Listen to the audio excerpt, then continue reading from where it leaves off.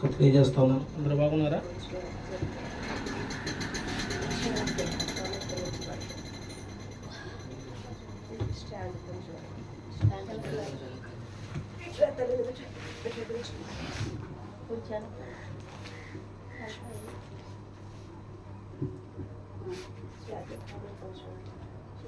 Praise the lord. హల్లెలూయా.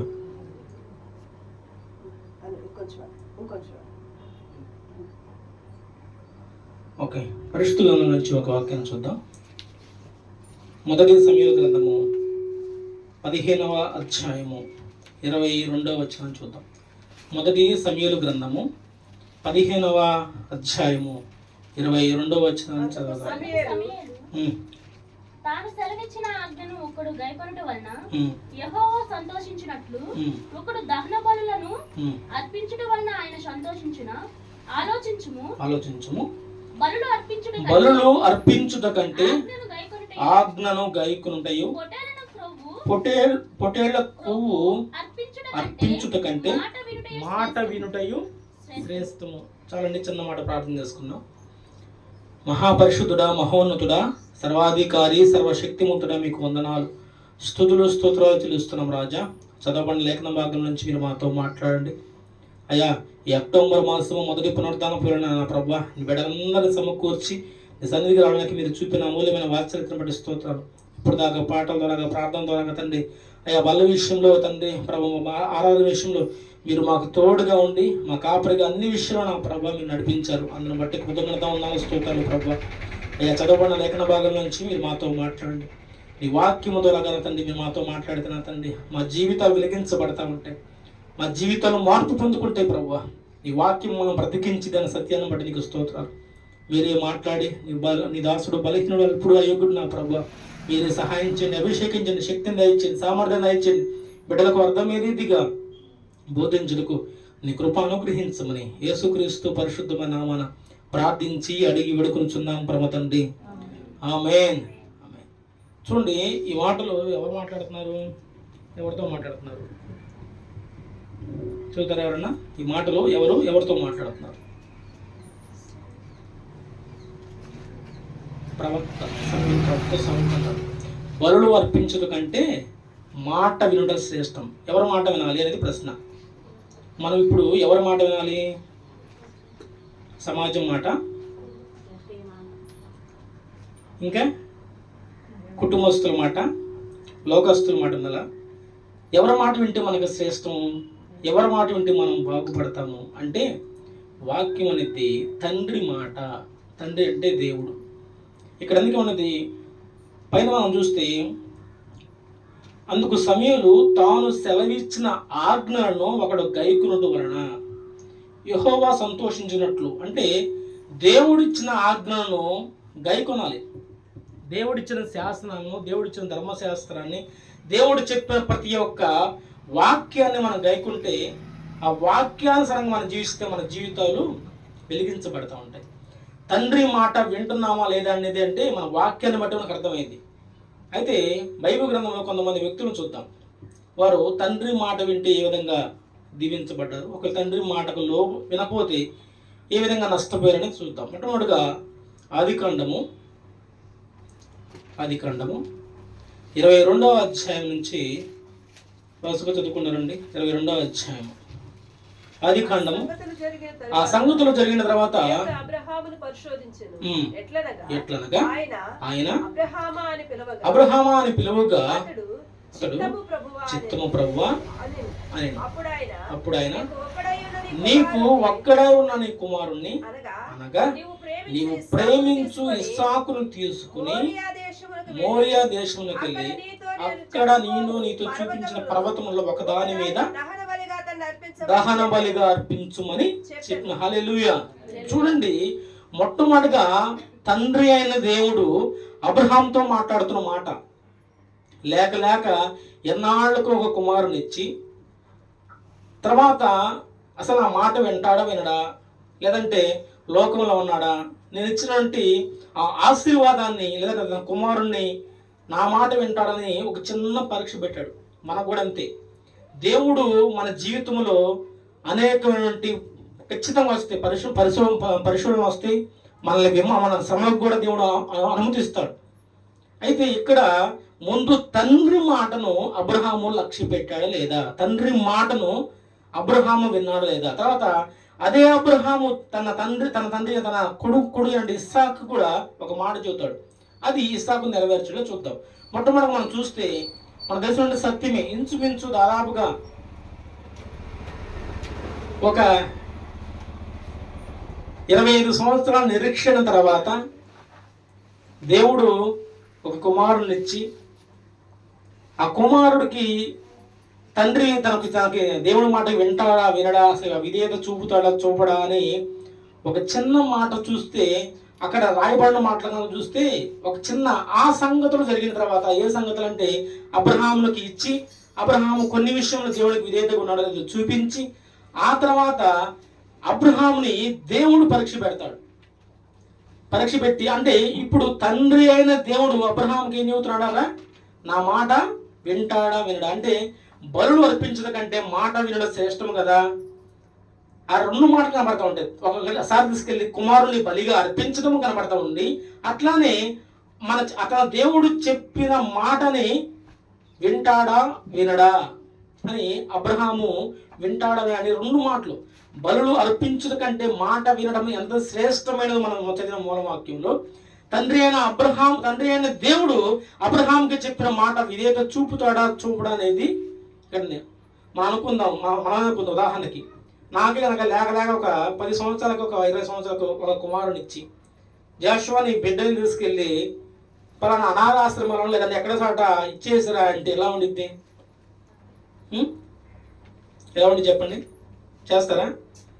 పొరపాటును కూడా చేయడం, అది మానవ సహజం, చేయరు, ఎవరు చేయరు. ఎందుకంటే అలా చేస్తే మనం ఒకలాగా మనం మంచి చెప్పిన ఎవరో పరీక్షిద్దని చెప్పిన అతని మాట వినరు, అతని మాటను వినరు. కాబట్టి దేవుడి విషయంలో అబ్రహాము విషయంలో ఖచ్చితంగా నా మాట వింటాడా, తండ్రి చెప్పిన మాటను వింటాడా వినడా అని అబ్రహాముని దేవుడు పరిశోధించడు. ఖచ్చితంగా తండ్రి మాటను విన్నాడు కాబట్టి ఈ రోజున కొన్ని కోట్ల మందికి యావత్ సార్వత్రిక సంఘమంతుడికి కూడా అబ్రహాము ఏమనిపిస్తున్నారు, తండ్రి, విశ్వాసులకు తండ్రి అని అబ్రహాము కొనియాడబడుతున్నాడు. ఆ రోజు కనుక నేను అతన్ని ఇవ్వను ప్రభువా ఏదని చెప్పి తండ్రి మాటకు లోపడకుండా ఉన్నట్లయితే, అయ్యా నువ్వే ఇచ్చావు, నేను నువ్వే తీసుకుని చెప్పి ఇవ్వమంటాడు. కానీ అబ్రహాము మారు మాట మాట్లాడాల.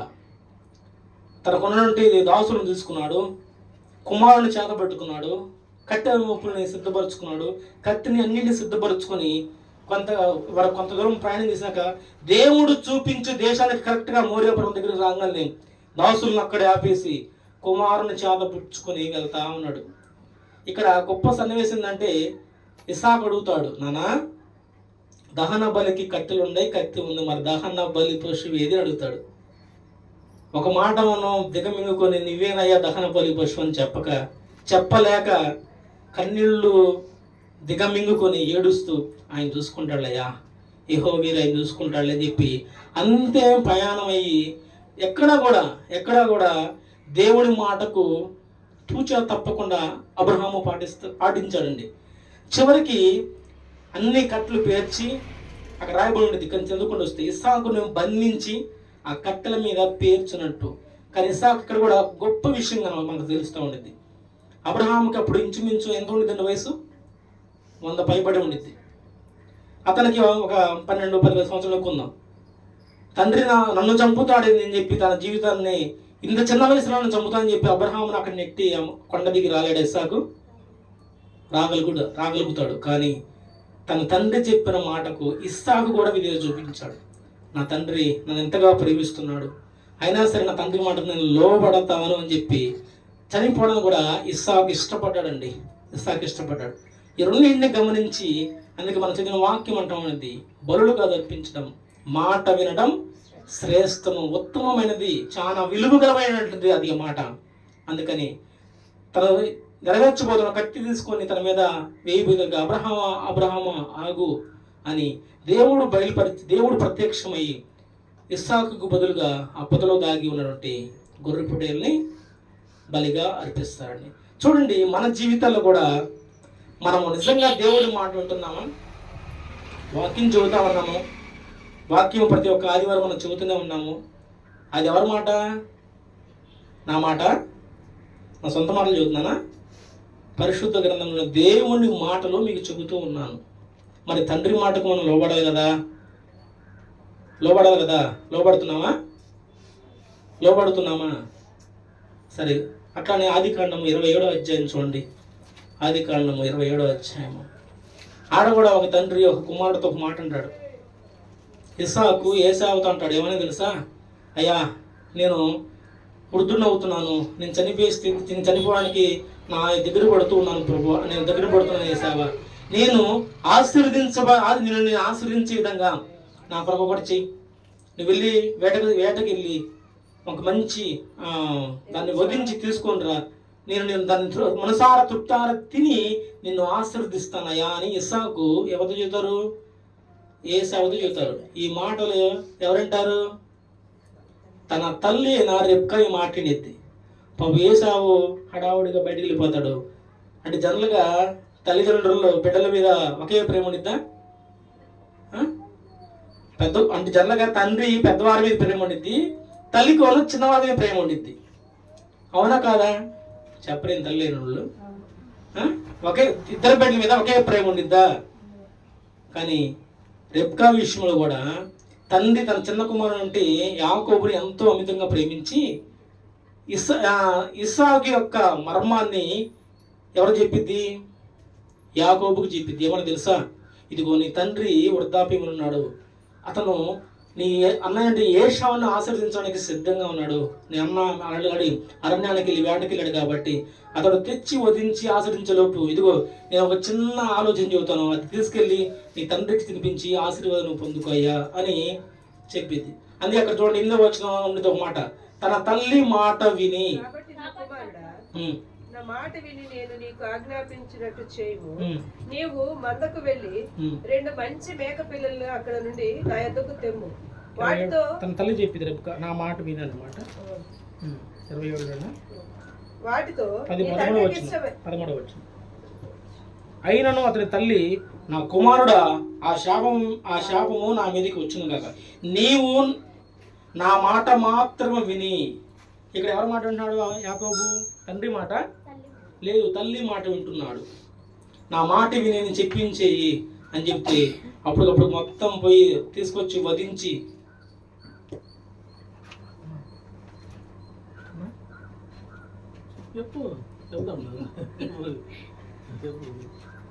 టైం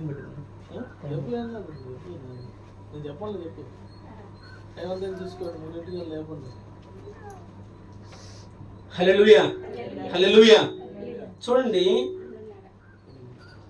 తన తల్లి చెప్పిన మాటకి యాకోబు విని మందులోకి వెళ్ళి త్వరగా చంపి తీసుకొచ్చి తల్లికి ఇచ్చి ఆ తల్లి అడ్డం చేసిన తర్వాత అక్కడ విచిత్రం ఏంటంటే ఎర్రగా యాకోబు అంటాడు, అతను వెంట్రుకలు కలిగినట్టు వాడు ఏసాకు ఉంటాడు. అయితే వాటిలోనే ఆ చంపిన వాటిలోనే ఆ యొక్క వెంట్రుకలు తీసుకొచ్చి తనకి వస్త్రాలుగా తొడిగి పై వస్త్రాలు తొడిగి యాకోబుకి మొత్తాన్ని సిద్ధపరిచి తన తల్లి ఇస్సాకు ఎదుట పెట్టిద్దండి. పెడితే అంటాడు, ఇంత త్వరగా తీసుకొచ్చావు నాయనంటే, అయ్యా నాకు దేవుడే నా ముందు మొత్తం సమస్తాన్ని సిద్ధపరిచాడని చెప్పి అబద్ధాలు ఆడి తండ్రి నుంచి ఆశీర్వాదాలు పొందుకోవాలని చిన్న కుమారుడు అంటే యాకోబు ప్రయత్నిస్తూ ఉంటాడు.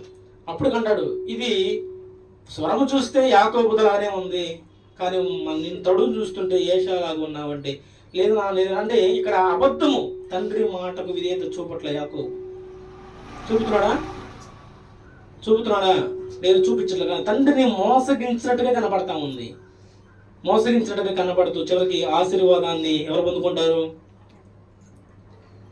ఇస్సాకు నుంచి యాకోబు పొందుకొని చివరికి తను వచ్చిన తర్వాత ఒక్క ఆశీర్వాదం కూడా లేదు నాయన అని ఎంతో వేదంతో ఏషావు తన తండ్రిని ఇస్సాకుని అడుగుతాడు. కానీ తల్లి ఏం చెప్పింది తెలుసా? అంటే ప్రేమగా చిన్న కుమారుడు పెట్టాడు, అయ్యా నువ్వు మనకి ఇక్కడ ఉంటే నీ అన్నం వస్తే నేను చంపేస్తాడయ్యా, దయచేసి నువ్వు ఇక్కడి నుంచి వద్దు, మా అన్నయ్య లాభం అన్నాడు, ఆడికెళ్ళి తలదాచుకొని చెప్పి తల్లి తనకు సలహా ఇచ్చింది. మనం కూడా గొడవలు అయినప్పుడు ఇళ్ళ పక్క గొడవలు వచ్చినప్పుడు కత్తులు వస్తారని చంపుతారని చెప్పి రాత్రి దాటించి వేరే ఇళ్ళలో పెట్టరా?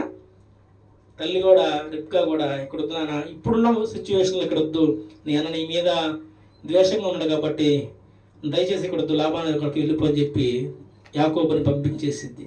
ఇక్కడ తండ్రి మాటను విన్నారా ఎవరన్నా?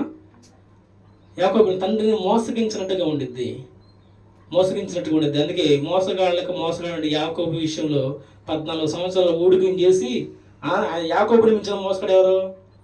లాబాను.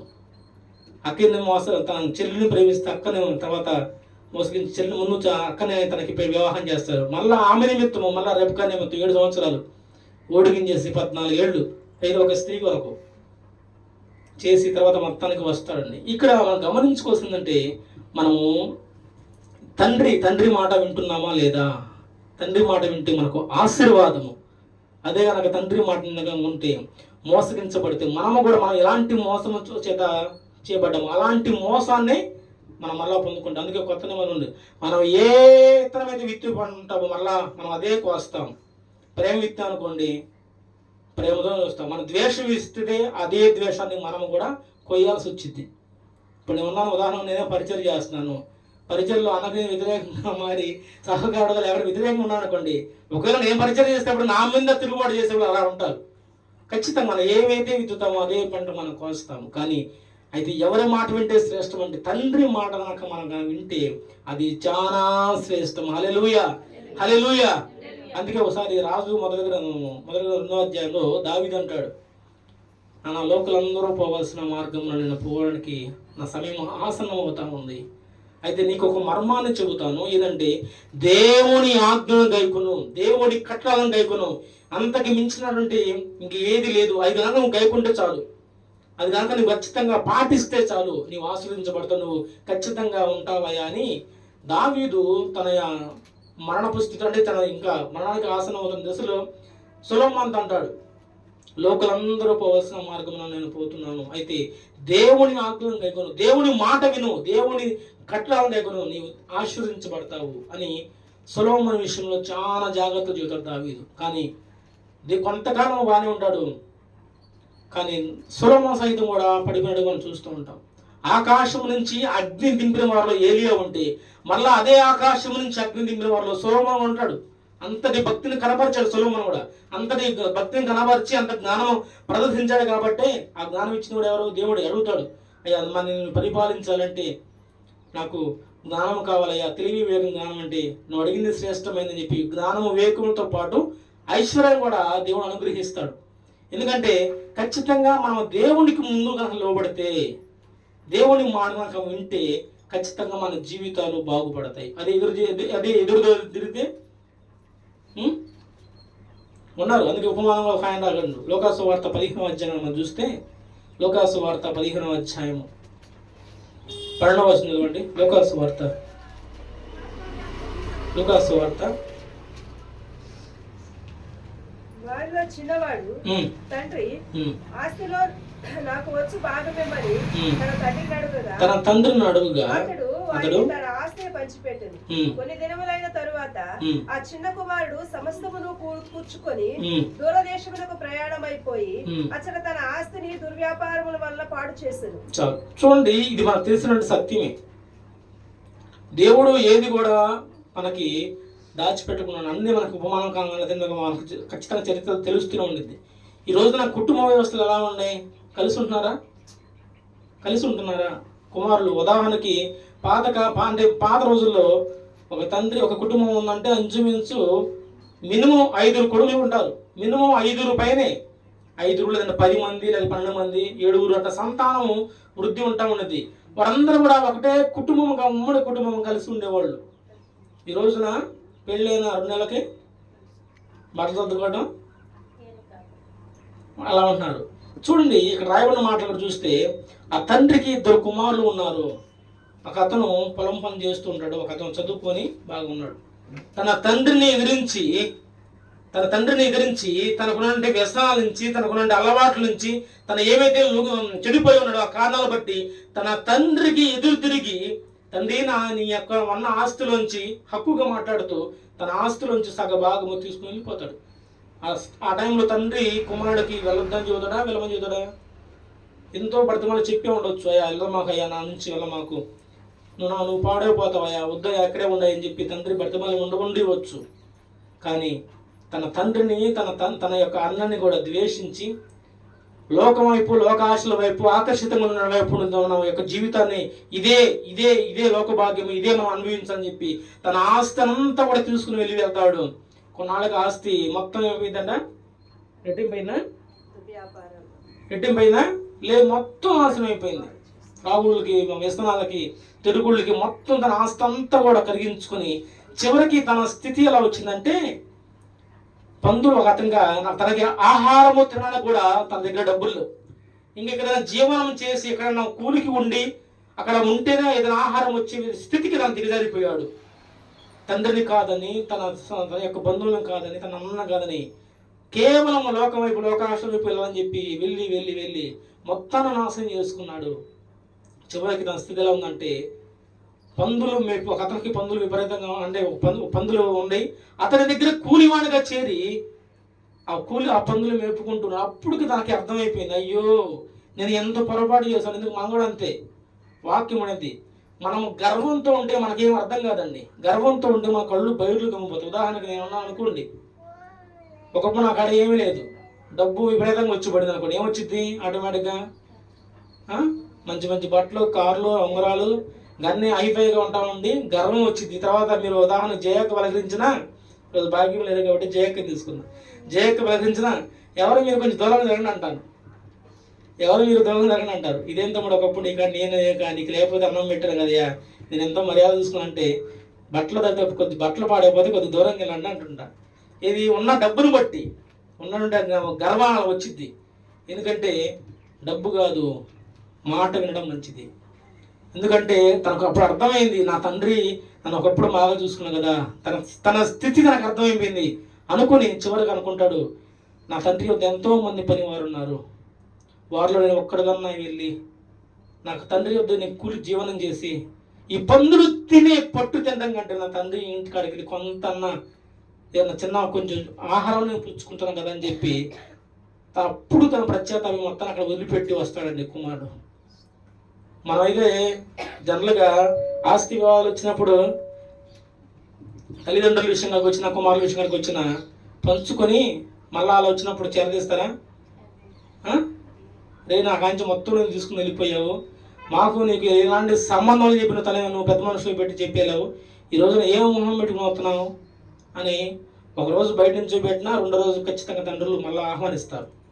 అయితే ఇక్కడ రాయబడినటువంటి గ్రంథంలో తన తండ్రి ఇంచుమించు ఒక 60 ఆ వయసున్న వృద్ధాప్యం ఉన్నప్పుడు కూడా ఎక్కడో తన కుమారుడు దూరాన ఉంటే అతడు నా కుమారుడే అని గుర్తుపట్టి అతని అప్పటికి మురళ వస్త్రాలు మురికి వాసనతో ఆ పందులు దగ్గర నివాసం చేసిన వాసనతో ఉన్నప్పటికీ కూడా తన ఆమాంతని కౌగిలించుకుని తన మెడ మీద ముద్దు పెట్టి ఎంతో తండ్రి తన యొక్క ప్రేమను చాటుతాడండి. ఈరోజు మనం చేస్తామండి పని. యేసయ్య కూడా అంతేనండి, యేసయ్య కూడా అంతే. ఖచ్చితంగా నువ్వు ఒకప్పుడు దేవునితో నువ్వు అంటూ కట్టబడి ఉన్నావు, మరలా నువ్వు కనుక లోకంలో కనుక వెళ్ళిపోయి లోకానుసారంగా జీవిస్తూ పశ్చాత్తాపడి మరలా నీ ఎద్దుకు వస్తున్నావు అన్న ఒక్క మాట చాలు, అమాంతం వచ్చి నీ పక్కనే ఉంటాడు. హల్లెలూయా. అమాంతం వచ్చి నీ పక్కనే ఉంటాడండి. మనమైతేనా యేసయ్య మాకు ఎన్నో కార్యాలు జరిగించలే కానీ ఇప్పుడు మా దేవుడు కాదులే, మాకు ఒక అని చెప్పుకుంటూ వారిని పూజిస్తూ ఉన్నారు. ఎందుకంటే యేసయ్య మనం ఎంత మురికి పట్టిపోయినా, ఎంత దీనస్థితికి దిగజారుతున్నా సరే ఆయన మన చెయ్యి విడిచిపెట్టిపోడు. అందుకే అంటాడు, తనని మనం అరచేతులు చెక్కుడు ముదిమి వచ్చే వరకు నేను అరచేతులు ఎత్తుకునేవాడు నేను, చంక పెట్టుకునేవాడు నేనే. ఆ మాట ఏమన్నా మాట్లాడుతున్నా? ఒక్క దేవుడు తప్పితే ఎవరు మాట్లాడరండి. అక్కడ రాయబడిన ఉపమానం అని చెప్పిన ఉపమానంలో తండ్రి అంటాడు, అయ్యా నా కుమారుడు మరలా చనిపోయి మరలా బ్రతికి వచ్చాడు రా అని చెప్పి గొప్ప విందు చేయించి ఎంతో సంతోషంగా చెప్పులు తొలగించి బంగారు పొంగబెట్టి ప్రశస్తమైన వస్త్రాలు ఇచ్చి మరలా కనపరుస్తాడు. ఈరోజు యేసయ్య కూడా నిన్నంతే. ఒకప్పుడు తండ్రి మాట విన్నావు, ఈరోజు నా విన్న స్థితిలో నువ్వు ఉండి దూరంగా వెళ్ళిపోతే ఖచ్చితంగా మరలా దేవుడు అదే స్థితిలో నేను చేర్చుకోవడానికి సిద్ధపడతాడండి. అంతేగాని నిన్ను విడిచిపెట్టుపోడు, విడవడు. అంతవరకు కూడా నిన్ను తోడుగానే ఉంటాడు. మనమైతే వదిలిపెడతాం దేవుణ్ణి, కానీ ఆయన మాత్రం విడిచిపెట్టిపోడు. కాబట్టి శ్రేష్టమైనది ఏంటంటే మనము తండ్రి మాటకు మనం విధేయత చూపించాలి. ఇప్పటిదాకా అన్ని కూడా బైబిల్లో ఉన్న ఉపమానాలు చెప్పుకుంటూ గురించి చెప్పుకుంటూ వస్తూ ఉన్నాం. ఇప్పుడు ఆత్మీయ కుమారుడు అంటే తిమోతికి పౌలు ఏం చెబుతాడో చూద్దాం. ఆత్మీయ కుమారుడు అంటే తిమోతి అంటే ఎందుకంటే ఈ రోజున ఆత్మీయులు అంటే గర్భవాసన పుట్టింది ఒక తల్లిదండ్రుల బంధం అయితే ఆత్మీయులుగా ఉండింది ఒక బంధము. పౌలు విషయము తిమోతి విషయం అంటే నా ప్రియ కుమారుడు తిమోతి అంటుంటాడు. 1 తిమోతి 6వ అధ్యాయము 10వ వచనం అండి. 1 తిమోతి 6వ అధ్యాయం 10వ వచనం 11వ వచనం. ఎందుకనగా ధనాపేక్ష సమస్త మూలములకు కీడు, కొందరు దాన్ని ఆశించి విశ్వాసము నుండి తొలగి నానా బాధలతో తమ్మును తామే పొడుచుకున్నది. దైవజనుడా, నీవైతే వీటిని విసర్జించి నీతిని, భక్తిని, విశ్వాసమును, ప్రేమను, ఓర్పును, సాత్వికమును సంపాదించుకున్నకు ప్రయాసపడుము. హల్లెలూయా, హల్లెలూయా. చూడండి, పైన ఒక మాట చెప్పాడు, ధనాపేక్ష సమస్త మూలముఖ్యులై. ధనమైన జీవితం గురించి మాకు అది దానివల్ల మనకి మేలు కాదు, అది కీడే.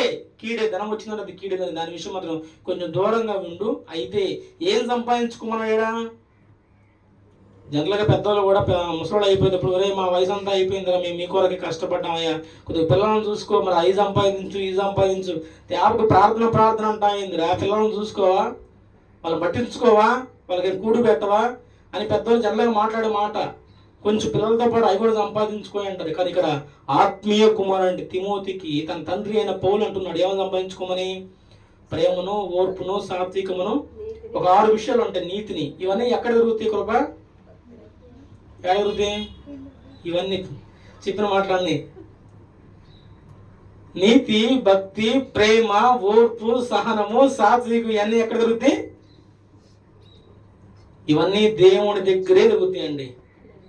మనం పోయి కొట్లోకి పోయి ఒక కేజీ నీతి కట్టినాను అనుకో, ముందు కేజీ కట్టడానికి రెడీగా ఉంటాడు. ఇంకొకసారి ఇది అక్కడ మళ్ళీ నాకు అన్నం ఇంకోసారి చెప్పండి, 1 కేజీ నీతి కట్టమన్నానండి అంట. మనకి కిందకి మీకు ఎగా చూసి పిచ్చుల్లా ఉంది, నీతి ఎక్కడ దొరికిద్ది అని చెప్పి కట్టకపోగా 2 తిట్టి పంపిస్తాడు. కానీ ఇవన్నీ నా తండ్రి యొద్ద ఉన్నాయి. హల్లెలూయా. ఇవన్నీ కూడా నా తండ్రి యొద్ద ఉన్నాయి. అందుకే తిమోతితో అంటున్నాడు, నువ్వు ధనం కొరకు పావుకుపడమాకు, ప్రయాసపడమాకు, అది నీకు కీడు తెచ్చి పెట్టిద్ది నాయన. అయితే వీటిని నీవు సంపాదించుడికి ప్రయాసపడు. నీతిని, భక్తిని, ఓర్పును, సాత్వికను ఇవన్నీ నువ్వు సంపాదించుకోవడానికి ప్రయాసపడు. నిజమైన ఆత్మీయ తండ్రి తనకు ప్రియ కుమారులకు ఇచ్చేది ఇదే. జాషువా నాతో ఫస్ట్ చెప్పిన మాట, నాకేమి ఇచ్చాడంటే డబ్బు ఇవ్వలేదు కానీ ముందు సత్యాన్ని తెలుసుకోవడానికి ఒక మార్గాన్ని వేశాడు. సత్యం కొరకు ఇలాంటి బుక్స్ చదువుకుని ఆయన ఇంకొంచెం నీకు తేటగా ఉంటావు, ఇంకొంచెం నీకు మెచ్యూర్డ్గా ఉంటావు. ఎప్పుడు ప్రార్థన చేయి. తన అనుభవాన్ని నేర్పాడు. తన అనుభవాన్ని చెప్పాడు. నేను 2 గంటలు ప్రార్థన చేసేవాడిని, ఇంతగానే ఉండేవాడిని, ఇంత ప్రేమతో నింపడేవాడిని, ఇలాంటి తను విశ్వాసంగా ఉన్నప్పుడు ఇలాంటి కార్యాలు జరిగినాయి అని చెప్పి నాకు చెప్పాడు. అవి నాకు ప్రూఫ్గా ఉన్నాయి. అంటే ఒక ఆత్మీయులు ఇవి చెబుతారు, తాగుబోతులు ఏం చెబుతారు, పలానా ఇడుబ్రోలు బార్ షాప్లో కొత్త బ్రాండ్ వచ్చిందంటే తాగుదాంప అని ఇవి చెబుతుంటారు. అవి కాదు. ఆత్మీయులు ఎవరైనా సరే నేర్పేది అంటే సత్యం నేర్పుతారు. దేవుళ్ళ వంటి గుణ లక్షణాలు మనకి వివరించడానికి ప్రయత్నం చేస్తారు. మనం బాగు చేయ విషయంలో ఇవి నేర్పుతారు తప్ప వేరే వాటి విషయంలో నేర్పరు. లోకస్తులు అయితే వేరే వాడికి ప్రయాసపడండి, ధనం సంపాదించుకోండి, బిడ్డల విషయంలో అంటారు. కానీ ఒక దైవజనులు, ఆత్మీయ తండ్రులు అన్నటువంటి వారు ఉంటే ఖచ్చితంగా దేవుని గుణలక్షణాలని మనకు పరిచయం చేస్తారు. ఆత్మీయతలో ఒక స్థితి మనల్ని ఎక్కించడానికి తనతో పాటు మనం కూడా తీసుకుని వెళ్ళడానికి ప్రయత్నం చేస్తారు. కానీ ఈ రోజున భక్తి ఎలా ఉందంటే లోకంలో ఒకటి ఉంది, మీ ఇంటికి వస్తే ఏమి ఇస్తారు, మా ఇంటికి వస్తే ఏం చేస్తారు అంటారు. ఎందుకంటే మన నుంచి ఏదో లాభం ఆశించి ఉండరు. కానీ నిజమైన ఆత్మీయులైతే బిడ్డల విషయంలో మీరు సంపూర్ణంగా చేయాలి. భక్తిని సంపూర్ణ సత్యం కొరకు రోషంతో మీరు నిలబెట్టాలి.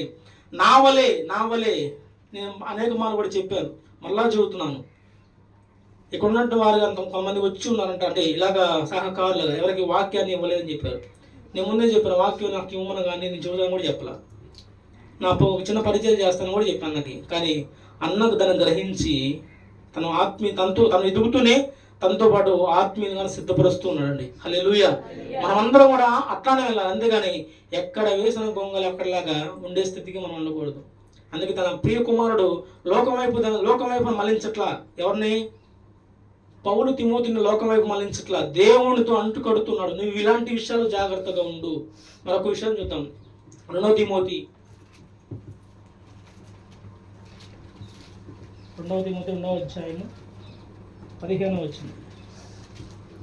దేవుని ఎదుట యోగ్యునిగాను, దేవుని ఎదుట యోగ్యునిగాను, సిగ్గుపడనక్కర్లేని పనివానిగాను, సత్యవాక్యమును సరిగా ఉపదేశించువాను, నిన్ను నీవే దేవునికి జాగ్రత్తగా కనపరచుటకు జాగ్రత్త పడుము.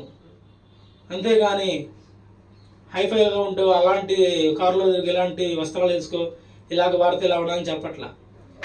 చూడండి, మొట్టమొదటి దేవుని ఎదుట యోగ్యులుగా, మనుషుల ఎదుట కాదు. ఈ రోజున మనుషుల ఎదుట మేము యోగ్యులమే మంచివారని చెప్పి అనుకుంటుంటారు, కానీ ఆ మనిషి దాటిపోయిన తర్వాత మరలా వారి ప్రవర్తన మారిపోతా ఉంది. అందుకే అంటాడు, దేవుని ఎదుట నీవు యోగ్యుడు అనిపించుకో, సత్యవాక్యాన్ని సరిగా ఉపదేశించేవాడిగా ఉండు. నువ్వు చెప్పే మాట, ఎందుకంటే ఈ రోజున ఇంతమంది ఉన్నారు, ఇంతమందిని సత్యవాక్యం కాక చెప్పి ఉంచితే వారందరూ కూడా మంచి మార్గం, దేవుని మార్గంలో వెళుతూ ఉంటారు. అదే అసత్య పది చెబితే నా మాటలను మీరందరూ నాతో పాటు నరకానికి దారులు తొక్కరా. అందుకని వాక్య విషయంలో కూడా సత్యవాక్యమై ఉండాలి. ఆ సత్యవాక్యాన్ని ఉపదేశించే విషయంలో కనపరచు, దేవుని ఎదుట యోగ్యులుగా ఉండు, జాగ్రత్తగా ఉండు తిమోతి అని ఎంతో ప్రేమతో తను నేర్పిస్తున్నాడు ఆత్మీయ కుమారుడు అంటే తిమోతికి. అలానే ఇంకొక వచనం కూడా తిమోతి విషయంలోనే 4వ అధ్యాయం 5వ వచనం. 4వ అధ్యాయము 5వ వచనం. అయితే నీవు అన్ని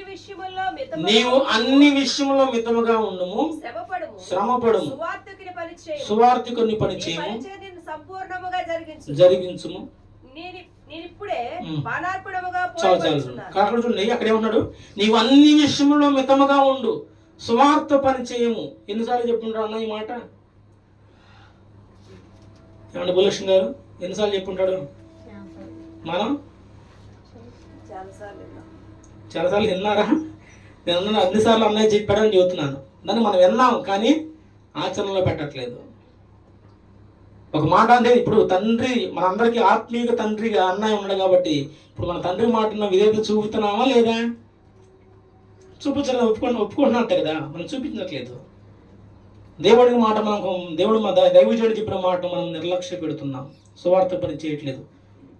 ఏకానికి మనము మన కుటుంబాలు మనం బాగుంటే బాగుండు, లేదా ప్రార్థన అనుకుంటే పోయి ఆ టైంకు గడిపేసి వచ్చి మేము బాగుంటే భక్తిపూర్వని అనిపించుకునే స్థితిలో ఉంటున్నారే కానీ నిజంగా దేవుని కొరకు రోషంతో బ్రతుకుదాము, అనేక నశించిపోతున్న ఆత్మ వరకు మనం పాటుపడదాము, సంఘంలో అనేకమంటే క్షేమాభివృద్ధి వరకు ప్రార్థన చేద్దాము, దైవజనులకు సహకారులకు ఉండి కొంచెం చేతులొచ్చి దైవం లేపి ఆయన్ని మనం నిలబెడితే ఇంకా అనేకమైన ప్రత్యక్షలు పొందుకొని మనకి అనేక విషయాలు చెప్పంటారా. అన్ని విషయాల్లో మనం జాగ్రత్తగా ఉండాలి, అన్ని విషయాలు మనం జాగ్రత్తగా ఉండాలండి. ఒకటే నీ విషయం చేస్తాం కానీ ఆ స్టాండ్ మీద మనం కూర్చోకూడదు. ఒకవేళ నీకు సువార్త పని చెప్తే సువార్త పని చేయి. దైవజనుడి నుంచి ఏ మాట వస్తే ఆ మాట. నేను నా యొక్క జీవిత అనుభవం చెబుతున్నాను. అప్పట్లో ఇంచుమించు ఒక 3-4 సంవత్సరాలు ఒక పెద్ద దైవజనుడి కింద నేను ఉన్నాను, పరిచర్యలకు సహకారుగా ఉన్నాను. ఆయన కాడికి నేను వాక్యం చెబుతానయ్యా అని చెప్పాల. నేను ఏంటంటే ఇప్పుడు వచ్చిన ఎలా కూర్చుంటాను అలవాటు నాకు ఫస్ట్ నుంచి. ఇక్కడ నా విశ్వాసయాత్ర ఫస్ట్ నుంచి వెనక్కి కూర్చుంటా ఉండేవాడు. ఆయన స్వరాలు ఆడదంటే గంభీరంగా పెద్దగా మాట్లాడదు. ఆయన వయసు 95 సంవత్సరాలు. నాకు అనిపించింది, ఇదేంది ఈ వయసులో ఎంత గంభీరంగా ఎంత బాగా చదువుతున్నాడు దేవుని వాక్యము అని చెప్పి నేను అక్కడ ఉండాను. అయితే ఆయన ఏది చెబితే అది చేసేవాడిని. నా సొంత ఆలోచనతో కానీ నా సొంతంగా ఏమేమో అసలు చేసేవాడు కూడా కాదు. అయ్యా నువ్వు వచ్చి వాక్యం చెప్తున్నానా అంటే చెప్పేవాడు, లేదా ఒక పాడవాడరా అంటే పాడేవాడు, ప్రార్థన చేయమంటే చేసేవాడు. కానీ చివరగా నాకు బాగా అనిపించిన విషయం ఏంటంటే ఆయన ఒక వారానికి చనిపోతారన్నప్పుడు నేను వెళ్ళి చూస్తే జాషువా ప్రార్థన చేయరా అన్నాడు. అదేనయ్యా మీరు చేస్తే నేను చేయించుకుంటాను అంటే చెయ్యటి పెట్టుకొట్టి కాదు నువ్వు చెయ్యరా అన్నాడు. అక్కడ నేను మనసు మీద మోకరించి ప్రార్థన చేస్తాను. ఎందుకంటే దైవజనుల విషయంలో కూడా వారంత తగ్గింపు ఉన్నారు, బిడ్డల విషయంలో మనం ప్రోత్సహిస్తారు. మనమైతే అలాంటి ప్రోత్సాహకరంగా ఉండవు. నా మటుకు నేను సరే ఎవరైనా సరే సంఘంలో కొంతమంది ప్రార్థన చేయండి అమ్మా పాటలు పాడంటే నాకు రాదంటే నాకు మహాకోపం. ఎందుకో చెప్పనా, మీరు మీ నోటి నుంచి ఎప్పుడైతే నాకు రాదంటే మీకు ఖచ్చితంగా రాదు. మీరు ఎన్ని సంవత్సరాల పైన మీకు ఇంక రాదు. నేను ఖచ్చితంగా పాడగలను, దేవుడిని సన్నతిస్తాను, దేవుని మనసారాన్ని స్తుతి చెబుతాను, ప్రార్థన చేస్తాను. ఎప్పుడైతే నోటిని చేస్తావో అప్పుడే నీకు వస్తాయి. నా విషయంలో అదే జరిగింది. నాకు ఒకరు ప్రార్థన జరపలేదు, ఒకరు నాకు పాటలు పాడడం జరపలేదు. దేవుడు నాకు అన్ని చేసుకుంటూ వచ్చాడండి. కాబట్టి మనం కూడా ఎదగాలి. ఇక్కడ పౌలు విషయంలో చాలా మనకి లోక సంబంధం కాదు కానీ ఆత్మీయ విషయంలో చాలా నేర్పుతున్నాడు. భక్తి విషయంలో, నీతి విషయంలో, సాత్విక విషయంలో, సత్యవాక్య విషయంలో, సువార్త విషయంలో, ధనం విషయంలో సమస్తము కూడా మీరు జాగ్రత్తగా ఉండని తన ప్రియ కుమారుడికి తిమోతికి పౌలు చెబుతున్నాడు. లాస్ట్గా ఒకే ఒక ఆయన గురించి అని చెప్పి ముగిస్తారు. యోహాను సువార్త, ముందు యోహాను సువార్త, లూకా సువార్త 2వ అధ్యాయం 49వ వచనం. లూకా సువార్త 2వ అధ్యాయము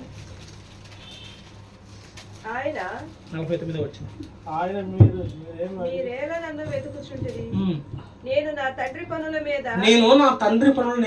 మీద ఉండవలనని మీకు తెలియదా అని వార్త చెప్పి ఇక్కడ తన తల్లిదండ్రులైనటువంటి మరియమ్మ యేసు ప్రభు చిన్ననాడు ఉన్నప్పుడు చెబుతున్న మాట. వారు యెరూషలేముకు వస్తారు, అక్కడ జరిగాల్సిన కార్యక్రమాన్ని జరిపించుకుంటారు. వారు మళ్ళీ తిరుగు ప్రయాణం వెళ్ళినప్పుడు యేసు ప్రభు ఆగిపోతాడు. గమనించరు, మా అబ్బాయి మాత్రం ఉన్నాడని చెప్పి అనుకుంటా ఉంటారు. ఒక 2 దినాలు ప్రయాణం చేసి వచ్చినప్పుడు మళ్ళీ తిరిగి వచ్చేటప్పుడు వాళ్ళు ఎత్తుకుంటూ యెరూషలేం చూస్తే ఈయన అక్కడ ఉండి ధర్మశాస్త్రాన్ని బోధిస్తుంటాడు. ఏందన్నా ఇక్కడ ఉన్నావు ఏంటంటే అప్పుడు యేసు ప్రభు వారితో ప్రశ్నిస్తారు, అమ్మా ఎందుకని మీరు దిగుతున్నారు? నేను నా తండ్రి పనుల నిమిత్తం ఇక్కడికి వచ్చానని మీకు తెలియదా?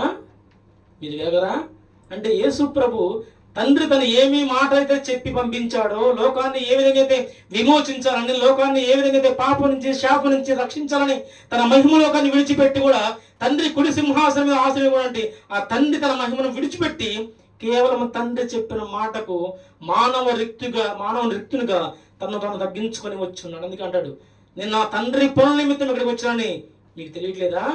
ఎందుకు మీరు గుర్తుపట్టట్లేదు? ఎందుకు మీరు ఎరగట్లేదు? ఎందుకంటే మనిషి రూపిగా వస్తేనే అది సాధ్యం అండి.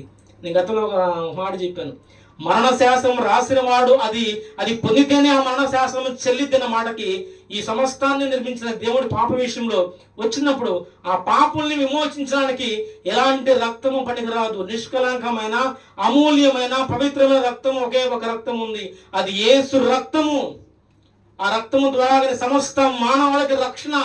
అందుకే తండ్రి తనకి ఏమైతే మాటలు చెప్పి ఉన్నాడో ఖచ్చితంగా తూచే తప్పకుండా అవి పాటించవచ్చు. అందుకే యోహాను సువార్త అన్నాడు, నేను నా తండ్రి పని నిమిత్తం వచ్చాను, మనిషి కుమారుడు పరిచారం చేయించుకోవడానికి రాలేదు కానీ అనేకులకు క్రైదనంగా తన ప్రాణాన్ని అర్పించడానికి వచ్చాడని యోహాను సువార్తలో మనం చూస్తూ ఉంటాం.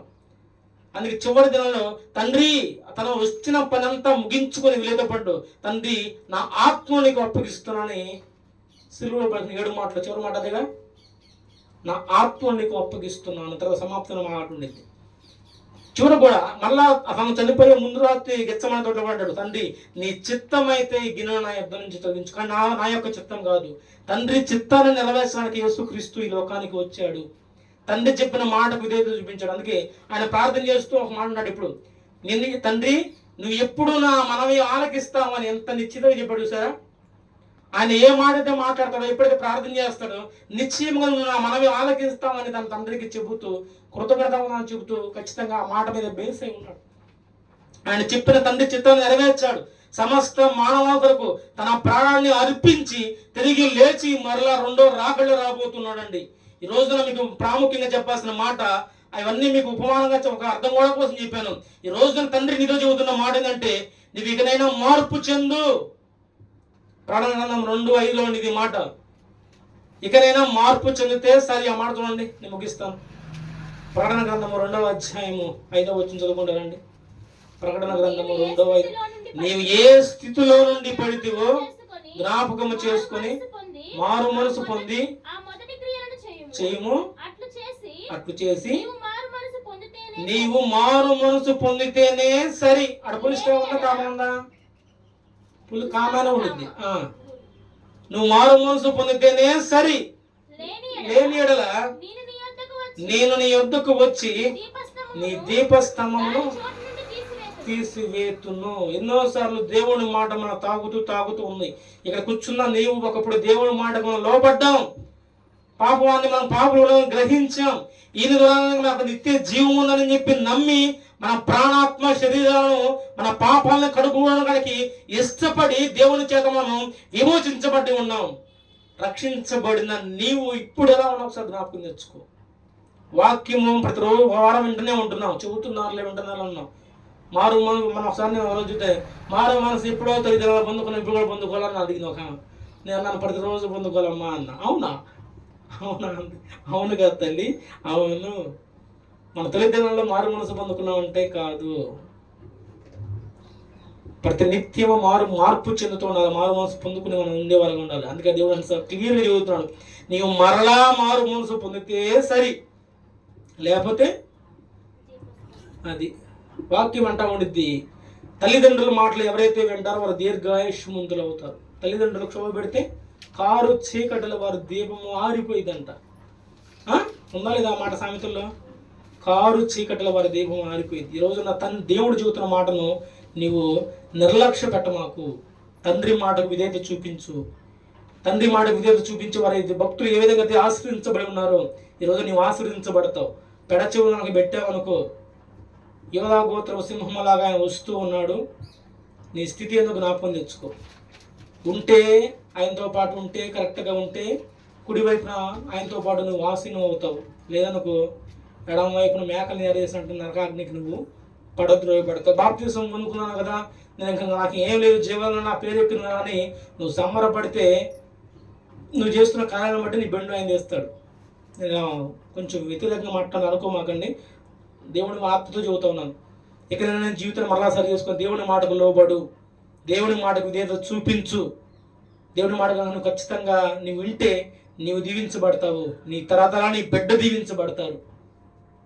ఖచ్చితం అండి, మన బిడ్డలు మన తరతరా దీవించబడతారు. ఒకవేళ శాపాన్ని కొని తెచ్చుకుంటే ఆ శాపం మనం వెంటాడుతూ ఉంటుంది. కాబట్టి తండ్రి మాటకు లోబడతాం. అందుకే మనం చదివిన మూలవాక్యంలో బలులు అర్పించడం అంటే బలు కాదు, కానుకలు ఇవ్వటము, లేదా వస్త్రాలను ఇవ్వటము, లేదా భోజనాలు పెట్టము, వస్త్రదానాలు చేయటము, ఇవి కాదు. దేవుని మాట వినడం శ్రేష్టము.